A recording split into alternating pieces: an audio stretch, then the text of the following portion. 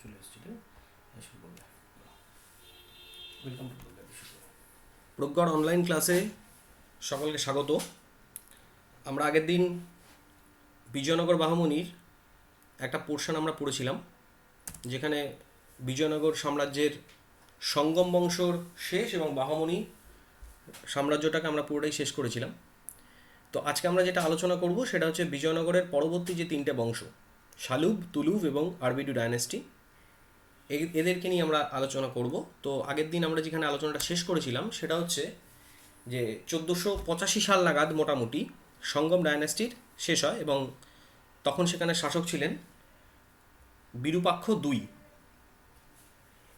এবং সেই সময় নাগাদ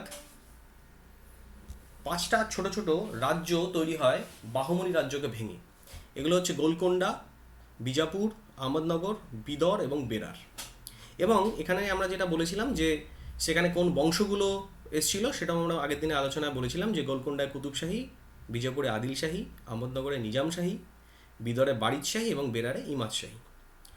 এই একটা ছোট ম্যাপ এখানে আমরা দেখানোর চেষ্টা করেছি যে বিজয়নগর এম্পায়ার এবং তার পাশে যে ছোট ছোট রাজ্যগুলো, এই রাজ্যগুলোর সঙ্গে পরবর্তীকালে বিজয়নগরে বিভিন্ন কনফ্লিক্ট হয়। আমরা জানি যে এরপরে তালিকোটার একটা বিখ্যাত যুদ্ধ আছে, সেই যুদ্ধটাতেও এই রাজ্যগুলো অংশগ্রহণ করেছিল। তো এই একটা ম্যাপ দেখা যাচ্ছে যে বিজয়নগর এম্পায়ার, প্রথম ক্লাসে আমরা যখন বলেছিলাম যে বিজয়নগর মোটামুটি পুরো দক্ষিণ ভারতে ছড়িয়ে পড়েছিল। ম্যাপে বোঝা যাচ্ছে যে কর্ণাটক, তামিলনাড়ু, অন্ধ্রপ্রদেশ, বর্তমান তেলেঙ্গানা, কেরল, এই সমস্ত অঞ্চলগুলোতেই কিন্তু বিজয়নগর সাম্রাজ্য ছড়িয়ে পড়েছিল। এবং এছাড়া ছিল শ্রীলঙ্কার উত্তরে জাফনা যে অঞ্চলটা, সেখানটাও কিন্তু এটা ছড়িয়ে পড়েছিল। যাই হোক, আজকে আমরা আলোচনাটা শুরু করব হচ্ছে আমাদের শালুব ডায়নেস্টি থেকে। শালুব বংশ, এই বংশটা যখন দ্বিতীয় বিরূপাক্ষর সময় যখন সঙ্গম বংশের শেষ হয় এবং তখন যে আভ্যন্তরীণ যে ডামাডোল, তার সুযোগে এদেরই একজন, এই সঙ্গম বংশেরই এক প্রাদেশিক শাসক, চন্দ্রগিরির শাসক, তার নাম ছিল হচ্ছে নরসিংহ শালুব। তিনি এই শালুব ডায়নেস্টির প্রতিষ্ঠা করেন। মোটামুটি 1485 সাল থেকে 1505 সাল অব্দি এই রাজ্যটা চলছিল, এই রাজত্ব ছিল। তো নরসিংহ শালুব 1485 সালে তিনি সিংহাসনে বসেন। এখান থেকে একটা কোশ্চেন আসতে পারে, যেটা হচ্ছে যে নরসিংহ শালুব কোথাকার প্রাদেশিক শাসক ছিলেন। তো নরসিংহ শালুব ছিলেন হচ্ছে চন্দ্রগিরির প্রাদেশিক শাসক, এবং এই চন্দ্রগিরি কিন্তু বিজয়নগর সাম্রাজ্যের একসময় রাজধানী ছিল। আমরা আগের দিনই বলেছি বিজয়নগরের 4টে রাজধানী, বিজয়নগর, আনেকুন্ডি, পেনুকোন্ডা এবং চন্দ্রগিরি। তো এই চন্দ্রগিরির শাসক ছিলেন হচ্ছেন এই নরসিংহ শালুব। এবং নরসিংহ শালুবের পর তার দুই ছেলে তিস্য এবং ইম্মাদি নরসিংহ, এরা দুজন সিংহাসনে বসে। এরা দুজনই ছিল নাবালক, এবং তাই জন্য এই নরসিংহ শালুবের যে প্রধানমন্ত্রী নরসনায়ক, তিনি কিন্তু এই সাম্রাজ্যের পুরো দেখভাল করতেন এবং তিনি ছিলেন প্রকৃত শাসক। নরসনায়ক, এই নরসনায়ক নামটা কিন্তু খুব ইম্পর্ট্যান্ট, কারণ এই সময় নরসনায়কই কিন্তু সমস্ত শালুক ডাইনেস্টি বলতে গেলে অ্যাকচুয়ালি নরসনায়কের সময়কালকেই বোঝানো হয়। তো এই শালুক ডাইনেস্টির যে সময়কাল দেখতে পাচ্ছি যে 1485 থেকে 1505, এর মধ্যে একটা ইম্পর্ট্যান্ট সাল হচ্ছে এই 1498 সাল। 1498 সাল কেন বিখ্যাত সকলে আমরা জানি যে 1498 সালে ভাস্কো দা গামা ভারতবর্ষে আসেন, এবং আসেন কোথায়? কালিকটে। তো এখান থেকে ডব্লিউবিসিএসে কোশ্চেন আসতে পারে যে ভাস্কো দা গামা যখন কালিকটে এসেছিলেন তখন কালিকটের শাসক কে ছিলেন, এই কোশ্চেনটা আসে। তো কালিকটের শাসক তখন ছিল জামোরিন। তো জামোরিন কোনো নাম না, জামোরিন হচ্ছে ওই বংশের যারা শাসক তাদের উপাধি জামোরিন। তো আমাদের যেটা কোশ্চেনে আসলে আমরা এটা অ্যান্সার করতে পারবো যে ভাস্কো দা গামা যখন আসেন কালিকটে, তখন কালিকটের শাসক ছিলেন জামোরিন। এখন যদি কোশ্চেনটা এটা আসে যে ভাস্কো দা গামা যখন ভারতবর্ষে আসলেন তখন বিজয়নগর সাম্রাজ্যের শাসক কে ছিলেন, তো এই কোশ্চেনটা ডব্লিউবিসিএসে আমি কখনো দেখিনি, কিন্তু অন্য একটা পরীক্ষার কোনো কোশ্চেনে ছিল যে বিজয়নগর সাম্রাজ্যের তখন শাসক কে ছিলেন ভাস্কো দা গামার সময়, এবং অ্যান্সারে যেটা ছিল সেটা হচ্ছে নরসনায়ক। নরসনায়ক, কিন্তু এখানে যেটা আমাদের যেটা বোঝার সুবিধা, আমরা যেটা জানবো সেটা হচ্ছে নরসনায়ক কিন্তু কখনোই সাম্রাজ্যের শাসক হিসাবে নিজেকে প্রতিষ্ঠিত করেননি। অ্যাকচুয়ালি ভাস্কো দা গামা যখন ভারতবর্ষে আসেন তখন বিজয়নগরের শাসক ছিলেন কিন্তু ইম্মাদি নরসিংহ। কিন্তু যদি কখনো ডব্লিউবিসিএসে কোশ্চেন আসে এবং সেখানে যদি ইম্মাদি নরসিংহের অপশান না থাকে, তাহলে সেক্ষেত্রে আমাদের কিন্তু অ্যান্সার করতে হবে নরসনায়ক। এইটা একটু সকলকে বুঝতে হবে যে এইখানে যদি কখনো এই কোশ্চেনটা আসে আমরা জানার জন্য আমরা জেনে নিলাম ইম্মাদি নরসিংহ, কিন্তু অ্যাকচুয়ালি যদি কখনো এরকম আসে যে নরসনায়ক যদি অপশান থাকে তাহলে কিন্তু আমরা অ্যান্সার নরসনায়কই করব।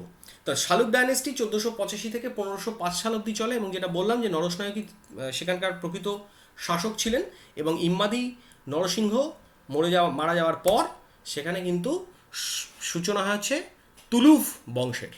তুলুভ বংশের সূচনা হয় ইম্মাদি নরসিংহের মৃত্যুর পর। এখানে একটা জিনিস সকলে খেয়াল করে দেখবে যে আমরা এর আগের স্লাইডেই দেখো যে আমরা করেছি হচ্ছে শালুক ডাইনেস্টির সময়কাল আমরা দিয়েছি 1485 থেকে 1505। আবার তুলুভ ডাইনেস্টি তারও শাসনকাল আমরা দিচ্ছি 1485 থেকে 1570, মানে দুটো সূচনাকাল কিন্তু আমরা একই দেখাচ্ছি 1485। তো এইটা কেন? এটার একটা যুক্তিসঙ্গত কারণ হচ্ছে যে যেহেতু নরসনায়ক প্রকৃত শাসক ছিলেন শালুক ডাইনেস্টির সময়, তাই জন্য তার সময়কালকেই, এবং যেহেতু নরসনায়কের ছেলে বীর নরসিংহ তুলুক বংশের সূচনা করেছিলেন, সেই জন্য নরসনায়ককে শাসক হিসাবে ধরে নেওয়া হয়, এবং 1485 সাল থেকেই তুলুক বংশের সূচনা হয়েছে এটাকে ভাবা হয়। এটা আশা করি বোঝাতে পারলাম যে তুলুক ডাইনেস্টি এবং শালুক ডাইনেস্টি দেখা যাচ্ছে দুটো সূচনাকালকেই দেখাচ্ছে 1485। এটার কারণ হচ্ছে নরসনায়ক। তো তুলুক বংশেরও সূচনা এই 1485 নরসনায়কের টাইমকাল। তারপরে প্রকৃতপক্ষে অ্যাকচুয়ালি তুলুক ডাইনেস্টির সূচনা হয় কিন্তু 1503 বা মতান্তরে 1505 সাল থেকে, যখন বীর নরসিংহ এই শালুক বংশের শাসকদের সরিয়ে দিয়ে সরাসরি নিজে ক্ষমতায় বসলেন এবং নিজেকে সম্রাট বলে ডিক্লেয়ার করলেন। তো এই তুলুভ ডাইনেস্টি, এদের নাম তুলুভ হলো কেন? এরা কর্ণাটকের তুলুনাদ বলে একটা অঞ্চলে থাকতো। এখানকার যারা মানুষজন, এই তুলুভ বংশের যারা লোক, এই বীর নরসিংহ বা এই নরসনায়ক, এরা থাকতেন কর্ণাটকের তুলুভ বলে একটা অঞ্চল, তুলুনাদ বলে একটা অঞ্চল, এবং তাদের যে ভাষায় তারা কথা বলতেন সেই ভাষাটার নাম হচ্ছে তুলু। তো এই জন্য এই ডাইনেস্টিটার নাম হয় হচ্ছে তুলুভ ডাইনেস্টি। তো বীর নরসিংহকে আমরা দেখছি, বীর নরসিংহ নরসনায়কের ছেলে, তিনি এই তুলুভ ডাইনেস্টির সূচনা করেন। এবং তুলুভ ডাইনেস্টি আমাদের জন্য খুবই ইম্পর্টেন্ট, কারণ তুলুভ ডাইনেস্টিতে এসেছিলেন কৃষ্ণদেব রায়, এবং বিজয়নগর সাম্রাজ্যের শ্রেষ্ঠ শাসক বলা হয় কৃষ্ণদেব রায়কে। তো কৃষ্ণদেব রায়কে নিয়েও আমাদের ডিটেল আলোচনা করতে হবে, কারণ কৃষ্ণদেব রায়ের ক্ষেত্রে আমাদের অনেক কোশ্চেন আসে কৃষ্ণদেব রায়ের সময় থেকে। তো আমরা যেটা জানবো যে তুলুভ ডাইনেস্টি সূচনা করলেন বীর নরসিংহ, তিনি রাজত্ব করেন 1503 থেকে 1509 সাল অবধি, এবং এরপরে সিংহাসনে বসলেন কৃষ্ণদেব রায়। এই বীর নরসিংহের সৎ ভাই ছিলেন কৃষ্ণদেব রায়, বীর নরসিংহের সৎ ভাই ছিলেন কৃষ্ণদেব রায়, এবং এই জন্য বীর নরসিংহ কিন্তু চাননি যে কৃষ্ণদেব রায় সিংহাসনে বসুক, বরং তিনি তার নিজের ছেলে যাতে সিংহাসনে বসে সেরকম একটা চেষ্টা করেছিলেন। কিন্তু যাই হোক, বিভিন্ন ষড়যন্ত্র ইত্যাদি কাটিয়ে উঠে কৃষ্ণদেব রায় সিংহাসনে বসেন, এবং এই কৃষ্ণদেব রায়, যেটা বললাম, যিনি ছিলেন বিজয়নগর, এন্টায়ার বিজয়নগরে যত সম্রাট এসছেন তাদের মধ্যে কিন্তু শ্রেষ্ঠ রাজা ছিলেন হচ্ছেন কৃষ্ণদেব রায়। কৃষ্ণদেব রায় 1509 সাল থেকে 1530 সাল অবধি রাজত্ব করেন। তো এই যে টাইম ফ্রেমটা একটা কারণে ইম্পর্টেন্ট। আমরা যেভাবে পড়ি বা জানার চেষ্টা করি যে বিভিন্ন সময়কালগুলোকে অন্য একটা ঘটনার সাথে আমরা রিলেট করবার চেষ্টা করি। একটু আগে যেমন ভাস্কো দা গামাকে নিয়ে বললাম, তো এরকম বিভিন্ন ঘটনাগুলো এর আগের ভিডিওতে আমরা তৈমুরলংকে নিয়ে বলেছি। তৈমুরলং ভারত যখন আক্রমণ করেছিলেন তখন বিজয়নগরের শাসক কে ছিলেন, বাহমনির শাসক কে ছিলেন, তো এরকমভাবে আমাদের পড়া প্রয়োজন। তো 1509 থেকে 1530 এই যে সময়কাল, এই সময়কালের একটা ইম্পর্টেন্ট সাল হচ্ছে 1526 সাল।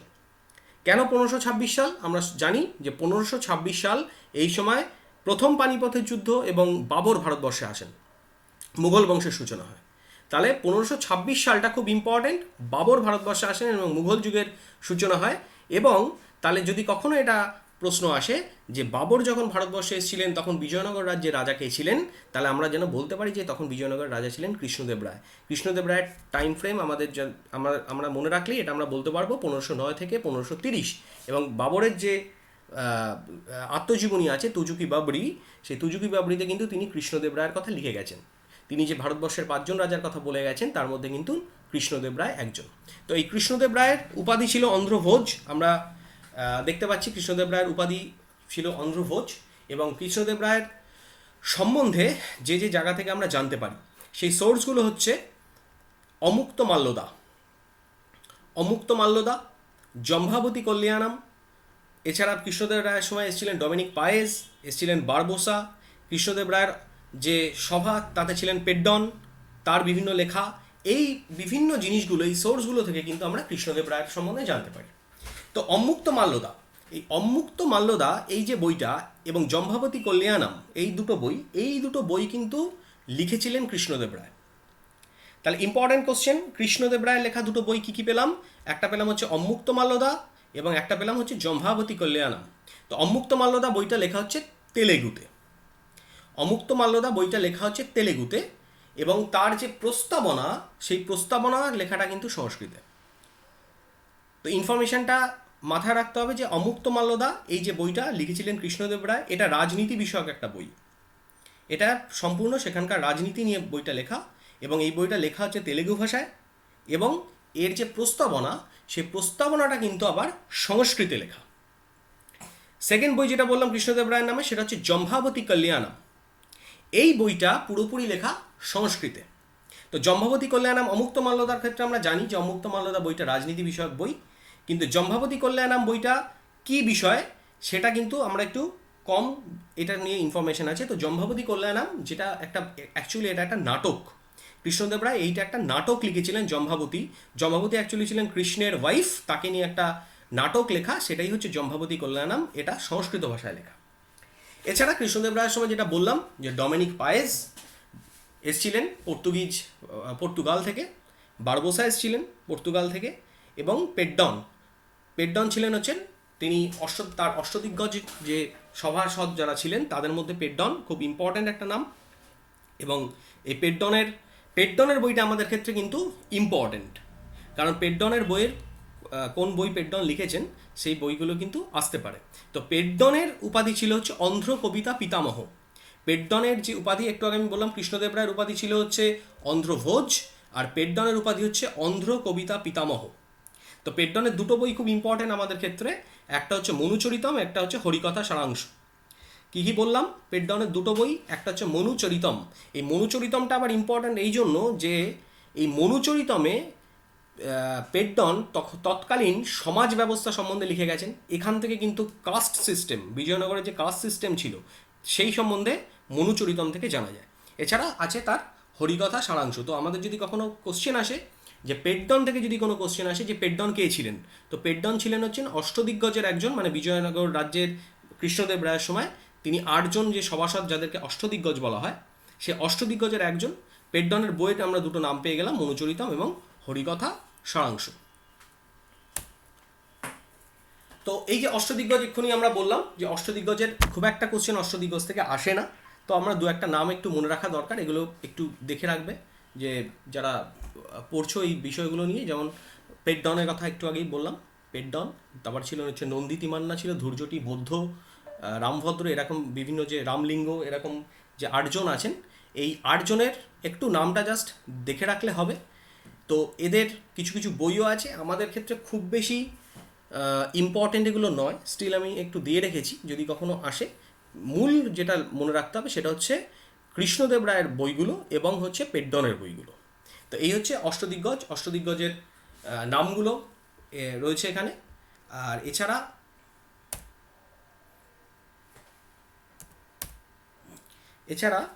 কৃষ্ণদেব রায়ের যে কোর্ট, সেখানে পুরন্দর দাস ছিলেন। এই পুরন্দর দাস ইম্পর্টেন্ট, যে পুরন্দর দাসকে ফাদার অফ কার্নাটিক মিউজিক বলা হতো। কর্ণাটক মিউজিকের তিনি ছিলেন পিতা। তো এই পুরন্দর দাস ইনিও ছিলেন হচ্ছেন কৃষ্ণদেব রায়ের সভায়। তো যদি কখনো কোশ্চেন আসে যে পুরন্দর দাস যিনি কর্ণাট মিউজিকের যিনি বিশেষ খ্যাতি লাভ করেছিলেন, তিনি কার সময় সমসাময়িক বা সমকালীন, তাহলে সেটা হচ্ছে বলতে হবে যে সেটা হচ্ছে কৃষ্ণদেব রায়ের সময় তিনি কৃষ্ণদেব রায়ের সভায় ছিলেন। আর এখান থেকে আরেকটা জিনিস আসার মতো আছে, সেটা হচ্ছে যে কৃষ্ণদেব রায়ের সময় বিজয়নগর রাজ্যে কোন কোন ভাষাগুলো সব থেকে বেশি ফ্লারিশ করে। তো আমরা এখানে দেখতে পাচ্ছি কী কী ভাষা আছে এখানে। সংস্কৃত আছে, তামিল আছে, তেলেগু আছে এবং কন্নড় আছে। কী কী বললাম? সংস্কৃত, তামিল, তেলেগু এবং কন্নড়। কখনো এটা কোশ্চেন আসতেই পারে যে বিজয়নগরের 4টে অপশান দিয়ে দিল, এর মধ্যে এই 4টে অপশানের মধ্যে থেকে 1 টাকা বাদ দিয়ে বললো যে কোনটা বিজয়নগর রাজ্যের ভাষা সেই মুহূর্তে ছিল না। তা আমাদের মাথায় রাখতে হবে যে সংস্কৃত, তামিল, তেলেগু এবং কন্নড় ভাষা, এই 4টেই কিন্তু বিজয়নগর রাজ্যে সেই সময় ফ্লারিশ করেছিল। তো একটু আগে আমরা দেখলাম যেমন আমাদের জম্ভাবতী কল্যাণম সংস্কৃতে লেখা, এবার অমুক্ত মাল্যদা সেটা তেলেগুতে লেখা। তো এরকমই যে ভাষাগুলো সেটা আমাদের মাথায় রাখতে হবে যে চারটে ভাষা একদম পরিষ্কার, এই চারটে ভাষা মুখস্থ করে ফেলতে হবে। তো এই কৃষ্ণদেব রায়ের যখন সিংহাসনে বসলেন, তার সময়কার যে রাজ্যগুলো ছিল এবং তার যে বিভিন্ন রাজ্যের সাথে তার বিভিন্ন সময় যুদ্ধ হয়, সেই যুদ্ধগুলো আমরা একটু এখানে দেওয়ার চেষ্টা করেছি। কৃষ্ণদেব রায়ের সময় আমরা জানি যে বাহমনি রাজ্যটা তখনও ছিল, বাহমনি রাজ্য পুরোপুরি ভেঙে যায়নি। তো বাহমনিদের সাথে তার যুদ্ধ হয়, তার বিজাপুরের সাথে যুদ্ধ হয়, বিদরের সাথে যুদ্ধ হয়, গুলবর্গার সাথে যুদ্ধ হয়, ওড়িশার সাথে যুদ্ধ হয়। তো এরকম বিভিন্ন রাজ্যের সাথে কিন্তু কৃষ্ণদেব রায়ের যুদ্ধ হয়েছিল এবং ম্যাক্সিমাম যুদ্ধে কৃষ্ণদেব রায় কিন্তু জয়লাভ করেছিলেন এবং তার সাম্রাজ্য কিন্তু আস্তে আস্তে বাড়ছিল। তো বাহমনিদের সঙ্গে কৃষ্ণদেব রায়ের ডনির যুদ্ধ যেটাকে বলা হয়, যে বাহমনিদের সাথে কৃষ্ণদেব রায়ের ডনির যুদ্ধ, ডনি ওয়ার, যেটা সেই বাহমনিদের সাথে যুদ্ধ হয় এবং বাহমনিদের যে মাহমুদ শাহ তখন সিংহাসনে ছিলেন এবং কৃষ্ণদেব রায় এই যুদ্ধ জয়লাভ করেন। কিন্তু তা সত্ত্বেও কিন্তু তিনি বাহমনি রাজ্যটাকে পুরোপুরি গ্রাস করেননি, বরং সেখানকার শাসককেই তিনি আবার সিংহাসনে বসিয়েছিলেন এবং শক্তির একটা ভারসাম্য বজায় রাখবার চেষ্টা করেছিলেন। খুব ইম্পর্টেন্ট যুদ্ধ হচ্ছে কৃষ্ণদেব রায়ের সাথে বিজয়নগরের সাথে বিজাপুরের যে যুদ্ধটা, সেটা খুব ইম্পর্টেন্ট, যেটাকে কোবেলকোন্ডার যুদ্ধ বলা হয়। এবং এই যুদ্ধে কিন্তু ইউসুফ আদিল শাহ মারা যান। এই যুদ্ধটা খুব ইম্পর্টেন্ট, যে কোবেলকোন্ডার যুদ্ধ, এই যুদ্ধে ইউসুফ আদিল শাহ মারা যান। এছাড়া বিজয়নগরের সাথে সেই সময় যুদ্ধ হয়েছিল বিদরের, সেই সময় যুদ্ধ হয়েছিল গুলবর্গার। এছাড়া ওড়িশার রাজাদের সাথে কৃষ্ণদেব রায়ের যুদ্ধ হয় এবং কৃষ্ণদেব রায় এই সমস্ত যুদ্ধে জয়লাভ করেন। তো এখানে এই যুদ্ধের মধ্যে একটা ইনফরমেশন ইম্পর্টেন্ট, যেটা হচ্ছে কৃষ্ণদেব রায় কিন্তু পর্তুগিজদের সাথে একটা চুক্তি করেছিলেন। পর্তুগিজদের কিন্তু তিনি সেই সময় তার সুহৃদে পরিণত করেন এবং তাদের সাথে একটা চুক্তি করেন এবং সেই চুক্তিটা হয়েছিল 1510 সালে পর্তুগিজদের সাথে। এবং এই চুক্তিটার ফলে যেটা সুবিধা হলো, যে বিজয়নগর রাজ্য যে বাইরের যে বিভিন্ন যে যুদ্ধের যে বিভিন্ন উপকরণ, বিশেষ করে ঘোড়া, এই জিনিসগুলো কিন্তু পর্তুগিজদের থেকে তখন কৃষ্ণদেব রায় পাওয়া শুরু করলেন। তখন পর্তুগিজের যে গভর্নর আলবুকার্ক, সে আলবুকার্কের সাথে কৃষ্ণদেব রায়ের একটা চুক্তি হয় এবং এই চুক্তির ফলে পর্তুগিজরা ঠিক করে যে শুধুমাত্র বিজয়নগর রাজ্যকেই তারা বিভিন্ন ঘোড়া বা যুদ্ধের বিভিন্ন উপকরণ সেটা তারা সাপ্লাই করবে, অন্য কোনো এই যে ছোট ছোট যে রাজ্যগুলো আছে তাদেরকে তারা অন্য কিছু দেবে না। তো এটা খুব ইম্পর্টেন্ট, যে পর্তুগিজের ট্রিটি উইথ পর্তুগিজ। তো এটা হচ্ছে কত সালে হয়েছে বললাম, এটা হচ্ছে 1510 সালে কৃষ্ণদেব রায়ের সাথে কার চুক্তি হলো, তখনকার গভর্নর আলবুকার্কের সাথে। কৃষ্ণদেব রায়ের যে আর্কিটেকচার যে বা বিভিন্ন যে জিনিসপত্র বানিয়েছিলেন, যে মন্দির ইত্যাদি যে তৈরি করেছিলেন, সেগুলো থেকে কোশ্চেন আসে, সেগুলো খুব ইম্পর্ট্যান্ট আছে। যে কৃষ্ণদেব রায়ের যে কৃষ্ণস্বামী মন্দির, রামস্বামী টেম্পল, ভিটলস্বামী টেম্পল, এই যে টেম্পলগুলো সব কৃষ্ণদেব রায় তৈরি করেন। কৃষ্ণদেব রায়ের সময় এই টেম্পলগুলো তৈরি হয়। কী বললাম, Krishnaswamy temple, Ramaswamy temple, Vitthalswamy temple, এবং আরেকটা কৃষ্ণদেব রায়ের একটা শহর তৈরি করেন যেটাকে বলা হয় নাগালাপুরা সিটি।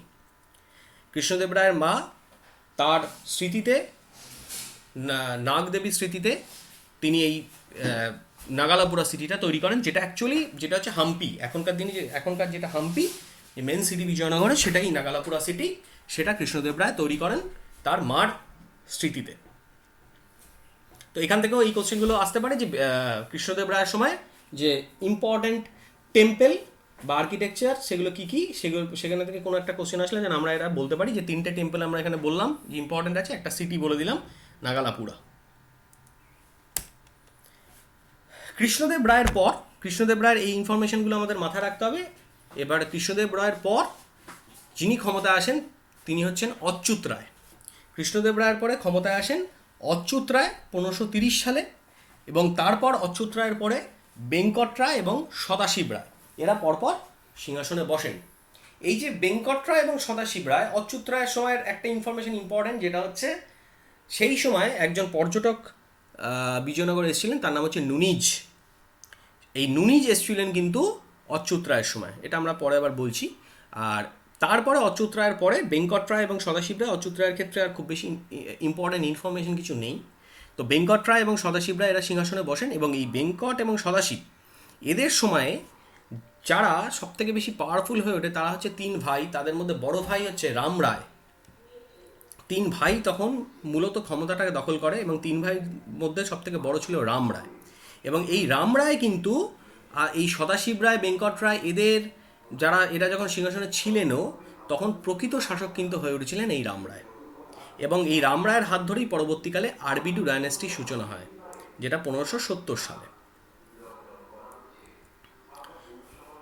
তো এই সময়, এই যে রামরায়ের সময় আমরা একটা ছোট ম্যাপ এখানে আবার আছে, যে এই যে ম্যাপটা একটু আগে আমরা একটা দেখেছিলাম, আহমেদনগর, বেরার, বিদর, গোলকুন্ডা, বিজাপুর আর এই ওড়িশার গজপতি বংশ, এই বিজয়নগর। তো এই সময় রামরায়ের এই ম্যাপটা দেখলে আমরা বুঝতে পারবো রামরায় প্রকৃত শাসক, অচ্যুত রায়ের পরে প্রকৃত শাসক হয়ে উঠেছিলেন রামরায়। এবং রামরায়ের যেটা স্ট্র্যাটেজি ছিল সেটা হচ্ছে যে বিজয়নগর রাজ্যকে সিকিউর করবার জন্য তিনি আশেপাশের এই যে রাজ্যগুলো, ছোট ছোট রাজ্যগুলো আছে, এই রাজ্যগুলোর সাথে তিনি সবসময় একটা গন্ডগোল বাঁধিয়ে রাখতেন। একটা ব্যালেন্স করবার জন্য, পাওয়ারের ব্যালেন্স করবার জন্য বিজয়নগর রাজ্যকে যাতে কেউ আক্রমণ না করতে পারে, তাই এদের সাথে, এই ছোট রাজ্যগুলোর মধ্যে তিনি বিভিন্ন রকম রাজনৈতিক তার বিভিন্ন কাজকর্মর দ্বারা তিনি এদের মধ্যে একটা গন্ডগোল বাঁধিয়ে রাখতেন এবং তার সুফল লাভ করতে হচ্ছে বিজয়নগর রাজ্য। এবং এরা এই সময় একটা বিখ্যাত যুদ্ধ আছে যেটা আহমদনগরের এগেইনস্টে একটা যুদ্ধ হয়। সেটা হচ্ছে 1558 সালে আহমদনগরের এগেইনস্টে বিজয়নগর রাজ্য একটা যুদ্ধ করে। এবং সেই যুদ্ধে বিজয়নগর তার সাথী হিসেবে পায় হচ্ছে গোলকুন্ডা এবং হচ্ছে বিজাপুরকে। গোলকুন্ডা এবং বিজাপুরকে তারা তার সহযোগী হিসেবে পেয়েছিল। এবং এই তিনটে শক্তি, বিজাপুর,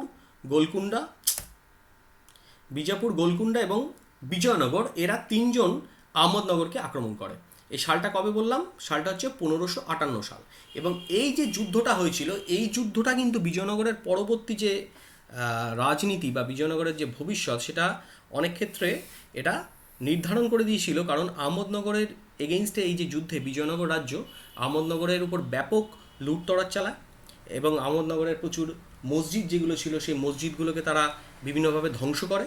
এবং যেই ঘটনাটা প্রকৃতপক্ষে দক্ষিণ ভারতের বাকি যে মুসলিম যে শক্তিগুলো আছে তাদেরকে বিজয়নগরের এগেইনস্টে একাট্টা করে দেয়। তো কি বললাম যে আহমদনগরের এগেইনস্টের এই যে যুদ্ধ, এখানে বিজয়নগরের যে ভূমিকা, সেই ভূমিকা কিন্তু বাকি যে রাজ্যগুলো, ছোট ছোট রাজ্যগুলো ছিল, তারা কিন্তু সম্পূর্ণভাবে বিজয়নগরের বিপক্ষে চলে যায় এবং এরা একটা শক্তি জোট তৈরি করে। এবং এই শক্তি জোট তৈরি করে তারা 1565 সালে তারা বিজয়নগর রাজ্য আক্রমণ করেন, যেটা বিখ্যাত যুদ্ধ, যে ব্যাটেল অফ তালিকোটা, বা এটাকে আরেকটা নাম বলা হয় যে ব্যাটেল অফ রাক্ষসতাংড়ি। তো ব্যাটেল অফ তালিকোটা, এই তালিকোটার যুদ্ধ 1565 সালে হয়েছিল এবং এই যুদ্ধে কিন্তু বিজয়নগর সম্পূর্ণভাবে ধ্বংস হয়ে যায়। তো এই যে বিজয়নগরের এই তালিকোটার যুদ্ধ 1565 খুব ইম্পর্ট্যান্ট। কত সালে তালিকোটার যুদ্ধ হয়েছিল? প্রচুরবার এই কোশ্চেনটা এসছে, খুব কমন কোশ্চেন, যে 1565 সালে তালিকোটার যুদ্ধ হয়। তো এবং তালিকোটার যুদ্ধে যেটা বললাম যে বিজয়নগরের এগেইনস্টে সমস্ত ছোট ছোট রাজ্যগুলো, দক্ষিণ ভারতের এই যে রাজ্যগুলো দেখতে পাচ্ছি, সেই রাজ্যগুলো এক হয়ে গিয়ে বিজয়নগর আক্রমণ করে।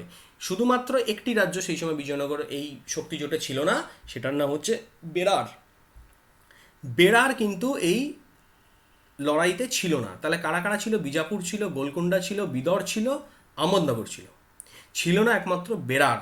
তো এটা কিন্তু একটা কোশ্চেন আসার সম্ভাবনা আছে যে তালিকোটার যুদ্ধে দক্ষিণ ভারতের যে ছোট ছোট রাজ্যগুলো, তার মধ্যে কোন রাজ্যটা একমাত্র ছিল না? তো অ্যান্সারটা হচ্ছে বেরার ছিল না। আমরা যেটা মনে রাখি যে বেরার সে সময় ফেরার ছিল, এটাতে মনে রাখলে মনে থাকবে যে কোন রাজ্যটা ছিল না। তো এবার বিজয়নগর রাজ্যের একটু অ্যাডমিনিস্ট্রেশন, এটা আমাদের একটু দেখতে হবে যে বিজয়নগর রাজ্যের অ্যাডমিনিস্ট্রেশন, এখান থেকেও কখনো কোশ্চেন আসতে পারে। তো বিজয়নগর রাজ্যের অ্যাডমিনিস্ট্রেশন খুব ডিটেলে কিছু আমাদের প্রয়োজন নেই। তো আমরা জানি সেই সময় যাবতীয় যে অ্যাডমিনিস্ট্রেশন দুটো ভাগে ভাগ হয়, একটা হচ্ছে সেন্ট্রাল অ্যাডমিনিস্ট্রেশন, একটা প্রভিন্সিয়াল। তো সেন্ট্রাল অ্যাডমিনিস্ট্রেশন, ডেফিনেটলি সেন্ট্রাল অ্যাডমিনিস্ট্রেশনের শীর্ষে যিনি, তিনি রাজা। রাজার কথাই আইন, রাজাই সেই সময় সকলের ঊর্ধ্বে আর কি। তবে বিজয়নগর রাজ্যে রাজার সাথে একটা মানে একটা মন্ত্রী পরিষদ একটা ছিল, যারা রাজাকে বিভিন্ন সাজেশন দিতেন। সাজেশান দিতেন, কিন্তু তারা ডিসিশন নিতেন না, ডিসিশন রাজাই নিতেন। এবং এই মন্ত্রী পরিষদের যে সাজেশন সেটাও রাজা উপেক্ষা করতে পারতেন। যাবতীয় সমস্ত সেই সময়কার যত রাজ্য সাম্রাজ্য যা আছে তাদের যেমন অ্যাডমিনিস্ট্রেশন ঠিক এক্স্যাক্টলি তাই, যে রাজাই শেষ কথা। তবে তার একটা কাউন্সিল অফ মিনিস্টার্স একটা ছিল, এবং তারা কিন্তু রাজাকে বিভিন্ন প্রশ্নে তারা রাজাকে বিভিন্ন সাজেশন দিতেন। আর প্রভিন্সিয়াল অ্যাডমিনিস্ট্রেশন, এটা বরং একটু আমাদের জন্য ইম্পর্টেন্ট। প্রভিন্সিয়াল অ্যাডমিনিস্ট্রেশন, যেখানে প্রভিন্সিয়াল অ্যাডমিনিস্ট্রেশনে আমরা দেখতে পাচ্ছি বিজয়নগরের যে সবথেকে বড় যে ইউনিট, যে রাজ্যটাকে যেভাবে ভাঙা হতো তার মধ্যে সবথেকে বড় ইউনিট ছিল হচ্ছে যেটাকে বলা হয় মণ্ডল বা মণ্ডলম। মণ্ডলম এর আরেকটা একে আরেকভাবে বলা হয় প্রান্তও বলা হয়। তো এই মণ্ডল ছিল হচ্ছে সবথেকে বড় ইউনিট। তারপর হচ্ছে সেই মণ্ডলের পরে ছিল হচ্ছে কোট্টাম। কোট্টাম, এই কোট্টাম হচ্ছে মানে জেলা, আজকের দিনে যেটা জেলার কনসেপ্ট সেটাই হচ্ছে কোট্টাম। মানে কতগুলো কোট্টামকে নিয়ে আবার তৈরি হতো একটা মণ্ডল আর কি। তা কোট্টামের নিচে ছিল হচ্ছে নাড়ু, যেগুলো অনেকগুলো গ্রামকে নিয়ে একটা নাড়ু তৈরি হতো, এবং অনেকগুলো নাড়ুকে নিয়ে তৈরি হতো একটা কোট্টাম। তো নাড়ু, তারপরে ছিল নাড়ু, এবং সব শেষে ছিল হচ্ছে উড় বা ভিলেজ। মানে বিজয়নগর রাজ্যের গ্রামকে বলা হতো উড়, এবং তার মানে সব থেকে ছোট ইউনিট বিজয়নগর রাজ্যের সব থেকে ছোট ইউনিট হচ্ছে উড়, তারপরে হচ্ছে নাড়ু, তারপর হচ্ছে কোট্টাম, তারপর হচ্ছে মণ্ডল। তাহলে যদি যেরকমই কোশ্চেন আসে যে সব থেকে বড় ইউনিট কি বিজয়নগরে, তাহলে আমরা বলবো মণ্ডল। যদি সব থেকে ছোট ইউনিট কি, তাহলে সেটা ডেফিনেটলি গ্রাম। তো তার গ্রামের নাম সেই সময় বলা হতো, সেটাকে বলা হতো উড়।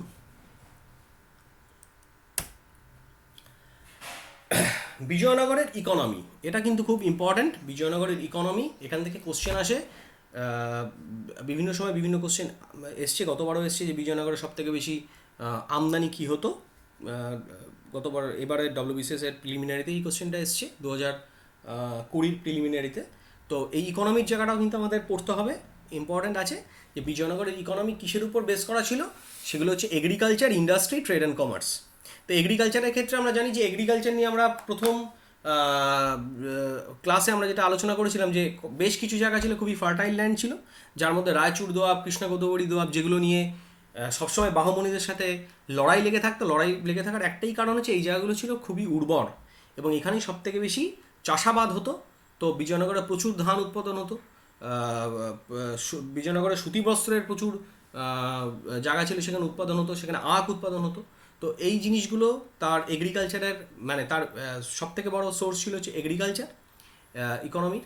তারপর ইন্ডাস্ট্রি, তখন কিন্তু বেশ কিছু ইন্ডাস্ট্রিও সেই সময় গড়ে উঠেছিল, তার মধ্যে কটন ইন্ডাস্ট্রি কিন্তু খুব ইম্পর্টেন্ট। বিজয়নগরের যে কটন, সেই কটন কিন্তু সারা বিশ্বে সাপ্লাই হতো।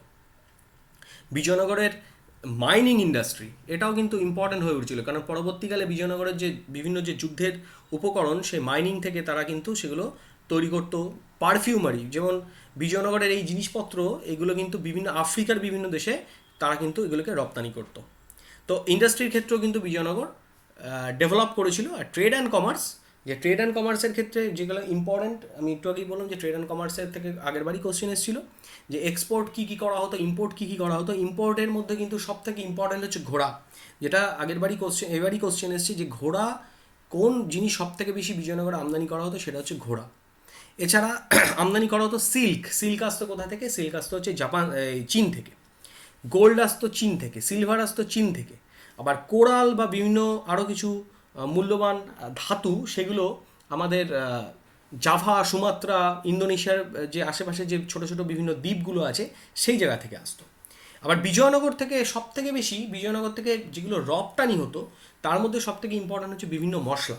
তার মধ্যে যে মশলাটা সব থেকে বেশি ইম্পর্ট্যান্ট ছিল, সেটা হচ্ছে আমাদের গোলমরিচ, ব্ল্যাক পেপার, সেটা সব থেকে বেশি ইম্পর্ট্যান্ট ছিল। এছাড়াও আরও বিভিন্ন মশলা সেখান থেকে রপ্তানি হতো। কটন, যেটা বললাম, কটন প্রচুর পরিমাণে বিদেশে কটন যেত, এবং বিজয়নগরের কটন কিন্তু সারা বিশ্বেই প্রায় ছড়িয়ে পড়েছিল। ইউরোপে ছড়িয়ে পড়েছিল, পর্তুগালে যেত, এবং চীনে যেত, আবার চীন থেকে সিল্ক আসতো। তো এই হচ্ছে বিজয়নগরের ট্রেড অ্যান্ড কমার্স। আমরা একটা ছোট্ট ম্যাপ এখানে দেখানোর চেষ্টা করেছি যে বিজয়নগর থেকে যদি এরকমভাবে ধরে নিই যে পর্তুগালেও যাচ্ছে, আফ্রিকার বিভিন্ন দেশ, দক্ষিণ আফ্রিকা, এরকম এভিডেন্স আছে যে দক্ষিণ আফ্রিকায় বিজয়নগরের কটন যেত। আরব থেকে প্রচুর ভালো ভালো ঘোড়া আসতো বিজয়নগরে। চীন থেকে আসতো সিল্ক, এছাড়া বিভিন্ন সোনা এবং রূপো, এই যে ছোট ছোট যে এইখানকার যে জাভা সুমাত্রা যে ইন্দোনেশিয়ার যে বিভিন্ন দ্বীপগুলো আছে ছোট করে, সেই দ্বীপগুলো থেকে বিভিন্ন কোরাল আসতো, এছাড়া অন্যান্য মূল্যবান ধাতু আসতো বিজয়নগরে। তো বিজয়নগরে ট্রেড অ্যান্ড কমার্স আমাদের যেটা খুব বেশি ডিটেলসে আমাদের প্রয়োজন নেই, মোটামুটি মাথা রাখতে হবে যেটা খুব দুটো ইনফরমেশন খুব ইম্পর্টেন্ট আছে। একটা হচ্ছে সব থেকে বেশি আসতো হচ্ছে ঘোড়া, এবং সব থেকে বেশি যেত হচ্ছে বিভিন্ন মশলা, তার মধ্যে গোলমরিচ কিন্তু খুব ইম্পর্টেন্ট। তো যদি কখনো এরকম কোশ্চেন আসে যে কোন জিনিস সব থেকে বেশি সেখানে সাপ্লাই হতো এখান থেকে, সেটা হচ্ছে গোলমরিচ। এ প্রসঙ্গে যেটা বলার প্রয়োজন সেটা হচ্ছে বিজয়নগরের যে কয়েন্স, এই কয়েন্স খুব ইম্পর্টেন্ট বিজয়নগরে। সেই কয়েন্স থেকেও কোশ্চেন আসে। বিজয়নগরের কয়েনের ক্ষেত্রে আমরা জানি যে গোল্ড কয়েন, যেটা যে গোল্ড কয়েনকে বলা হয় বরাহ। এটাকে আবার কেউ কেউ প্যাগোডাও বলেছেন, তবে মোটামুটি বরাহটাই সব থেকে বেশি চালু। যে বিজয়নগরের যে কয়েন, সোনার যে মুদ্রা, সেটা সব থেকে বেশি পাওয়া গেছে বরাহ মুদ্রা। এই বরাহ মুদ্রার আবার কিন্তু ভাগ আছে, হাফ বরাহ, কোয়ার্টার বরাহ, যেটা ভাগ আছে।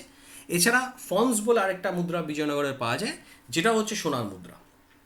এছাড়া দু রকমের আর আছে বিজয়নগরের মুদ্রা, একটা হচ্ছে সিলভার মুদ্রা যেটাকে বলা হয় টার, এবং কপার মুদ্রা যেটাকে বলা হয় ডিজিটেল। তো কী কী বললাম? বিজয়নগরের কয়েনের মধ্যে বরাহ খুব ইম্পর্টেন্ট, গোল্ড কয়েন বরাহ, এবং এই বরাহকে আরেকটা বললাম হচ্ছে প্যাগোডা। যদি কখনো বলা হয় যে প্যাগোডা বলতে কোনটাকে ইন্ডিকেট করা হচ্ছে, তো প্যাগোডা বলতে বলা হচ্ছে বরাহকে ইন্ডিকেট করা হচ্ছে।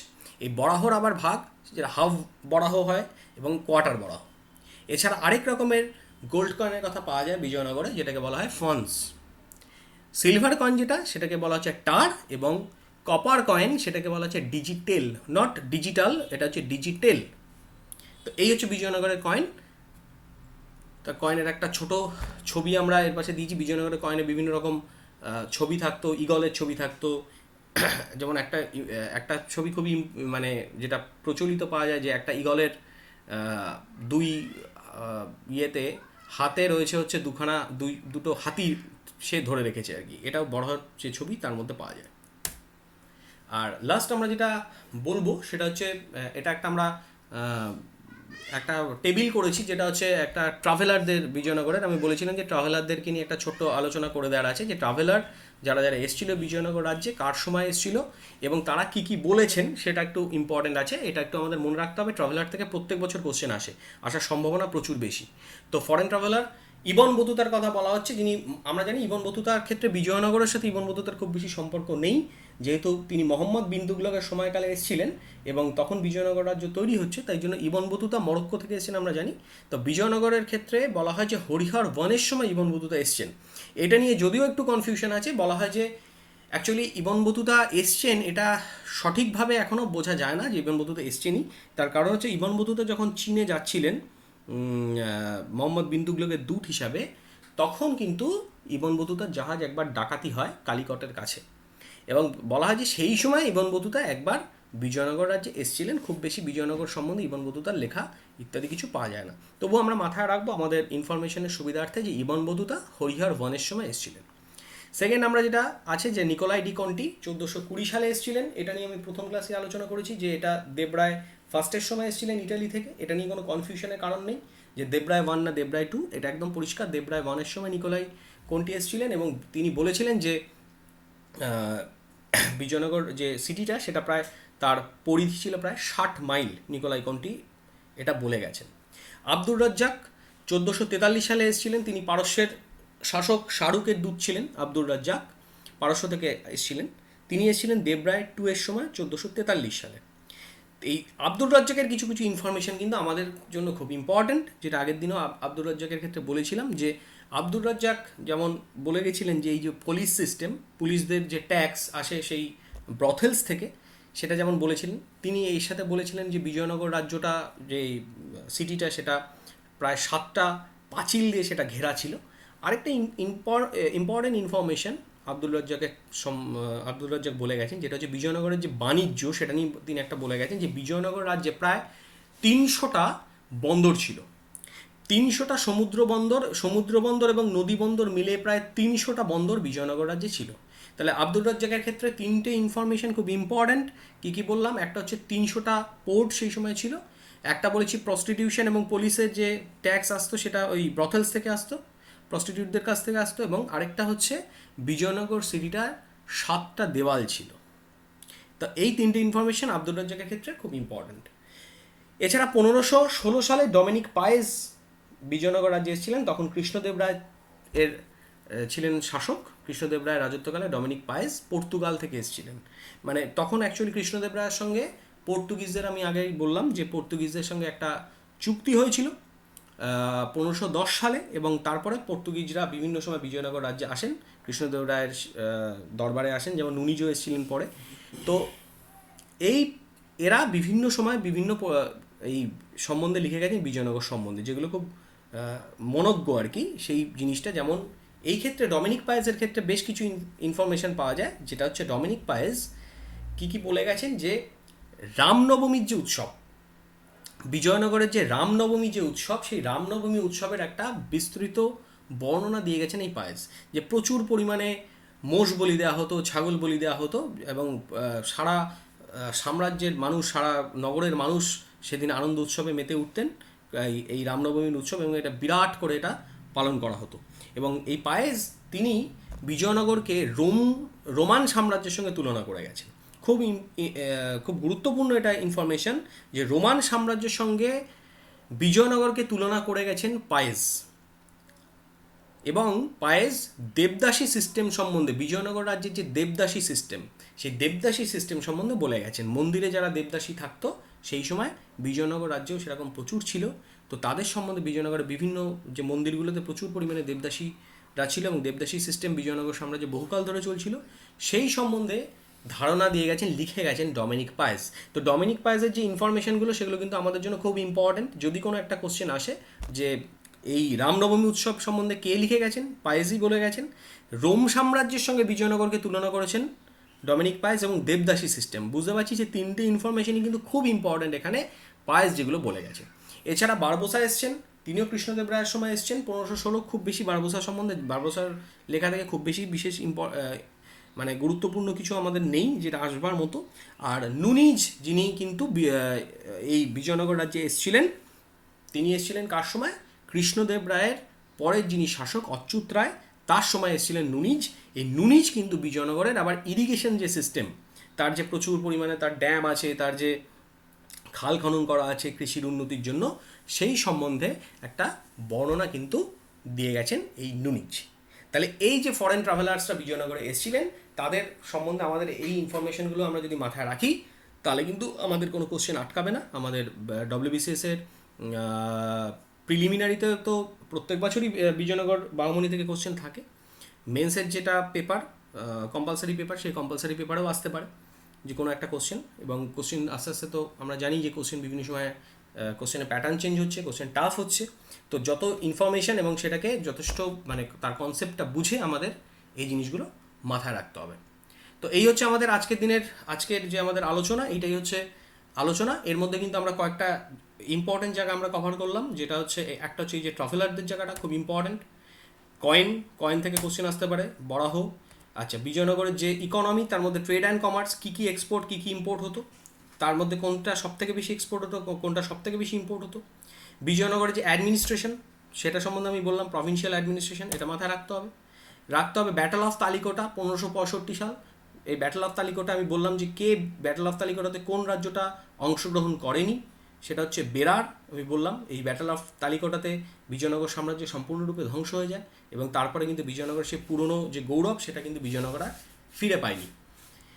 এছাড়া যেটা আলোচনা, সেটা হচ্ছে আমাদের কয়েকটা মন্দির ইত্যাদি আমরা বললাম, একটা সিটির কথা বললাম যেটা কৃষ্ণদেব রায় তৈরি করেছেন। কৃষ্ণদেব রায়ের কিছু কিছু যুদ্ধ, তার মধ্যে ইম্পর্ট্যান্ট হচ্ছে পর্তুগিজদের সাথে তার ট্রিটিটা, আলবুকার্ক যেখানে ছিলেন। অষ্টদিগ্গজ নিয়ে বললাম, মনুর কথা, মনুচরিতমের কথা বললাম, যেটা পেড্ডন লিখেছেন, যাকে বলা হয় অন্ধ্রকবিতার পিতামহ। আর এখানে বলেছি পুরন্দর দাস, এবং ল্যাঙ্গুয়েজগুলো বলেছি, ল্যাঙ্গুয়েজগুলো ইম্পর্ট্যান্ট আছে।